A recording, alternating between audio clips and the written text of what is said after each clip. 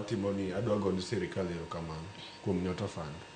That's a very good initiative that we appreciate for momiwano. Kata kong'eny kata kotin.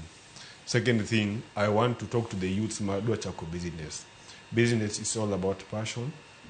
That's what will push you daily. Eh?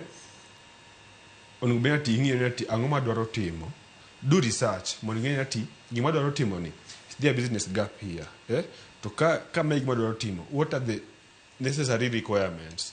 Mondo bed ati amiyi to mondo kora tim gini e yo makare. Mano some of the things mondo bed ati ng'ama dwa timo ohala onego bed notimo. Do research. Proper research on the business gap you want to venture in.